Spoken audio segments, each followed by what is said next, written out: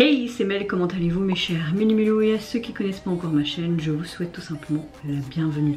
Hier à 17 h heure belge, le boss groupe coréen Le Seraphim a fait son retour japonais et pour l'illustrer, ils ont tout simplement sorti un single mais également la version japonaise de leur dernier titre coréen, Unforgiven. Un de mes titres préférés du groupe, je vais pas vous mentir. Mais avant de déplatérer un peu plus, vous connaissez la chanson habituelle, mes chers Minimilo. Mon tambour, j'ai envie de vous dire... générique.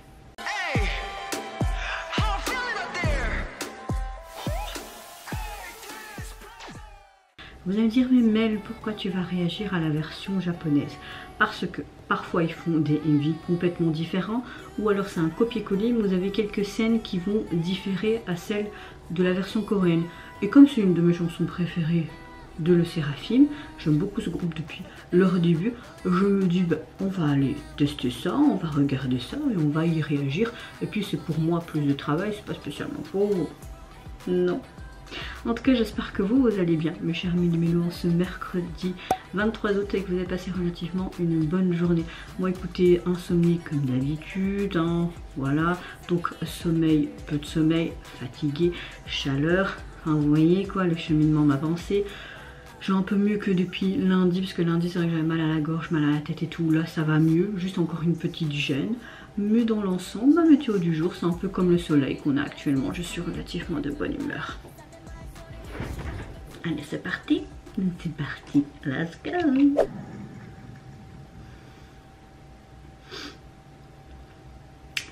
Ok, cette scène je pense qu'on l'avait dans la version coréenne.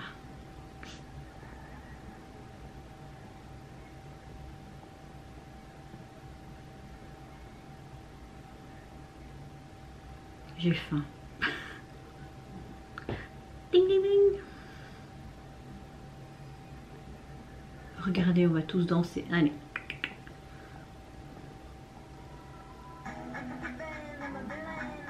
Ah, Kazuha, elle est vraiment belle. Enfin, ils sont toutes belles.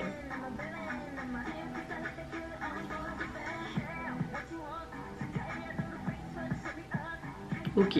Là, pour le moment, on a vraiment comme la version coréenne.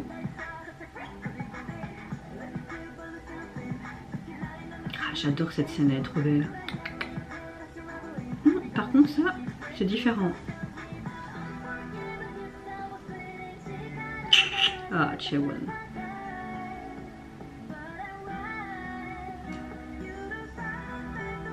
Ah, Eugene, j'ai adoré son dernier titre solo. Sakura.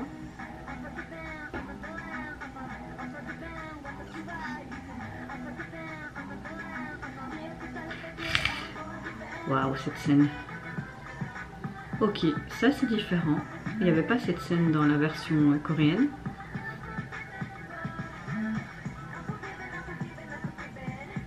Ils ont remplacé en fait les scènes avec les voitures et vraiment ce côté western par ce pont, je suppose. Hein.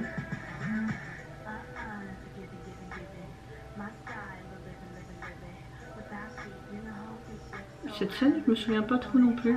Bon, ça fait quelques temps que la version coréenne est sortie. Ça aussi, c'est une autre scène, je pense, ouais. Quoique non. Ah, j'adore quand Sakura fait comme ça, avec son sabre. Ça ressemble... Allez, ça dépeint bien le côté Japon avec le samouraï et tout, tu vois.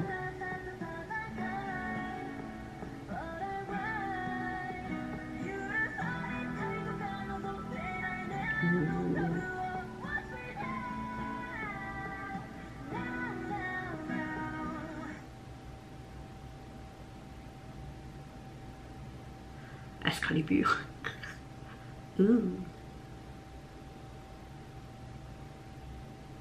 Je vais te libérer de tes liens. Tank. J'adore cette partie aussi.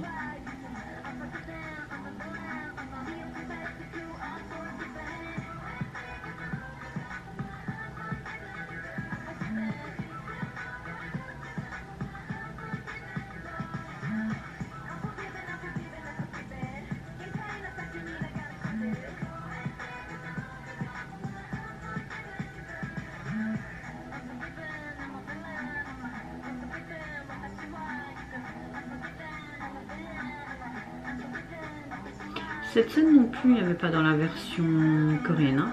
c'est encore autre chose. Sympa.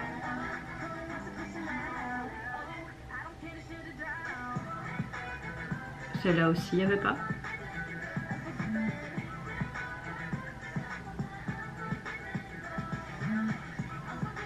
Comment ils font pour faire tenir leur truc sur leur tête? Ils mettent sûrement un blindé de pince, hein.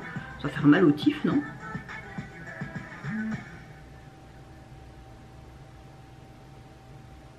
Ouh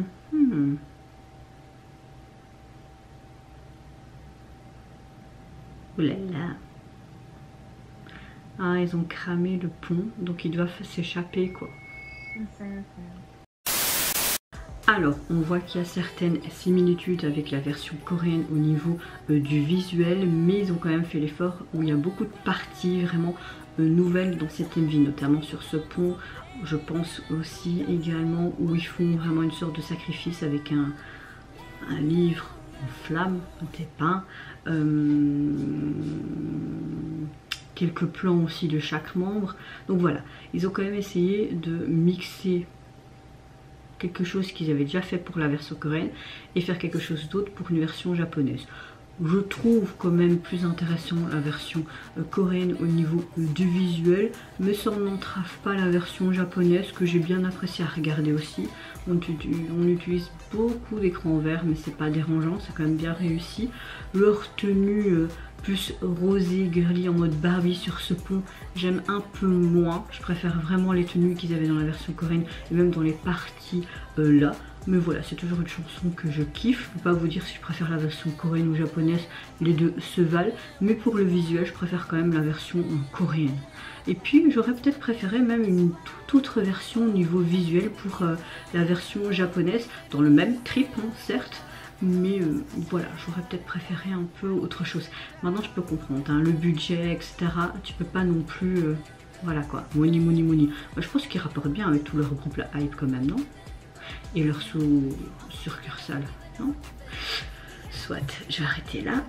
Au niveau de leur single, vous pouvez le retrouver sur les plateformes. C'est exactement le même design que leur album coréen, vraiment comme si il y avait des déjections de sang, hein, ce côté rouge, blanc, titre très simple au niveau de la police. Mais l'album est constitué donc de 3 titres. Celui-ci, vous avez également la version japonaise de Antifragile et vous avez un titre qui se nomme J-Whirly en production avec Imase. Donc voilà. Et vous mes chers mélos, n'hésitez pas à me dire en commentaire si vous préférez en termes de visuel la version coréenne ou japonaise, et au niveau de la musicalité de vos oreilles, si vous préférez en coréen ou en japonais également. N'hésitez pas à me dire tout ça en commentaire. Moi je vous fais plein de gros bisous, prenez soin de vous, de votre famille, de toutes les personnes qui vous entourent. Si vous le voulez, n'hésitez pas à me lâcher un petit like, à vous abonner à ma chaîne si mon contenu et ma personne vous plaisent. Et en attendant, je vous dis au revoir, bye, c'est Yuna.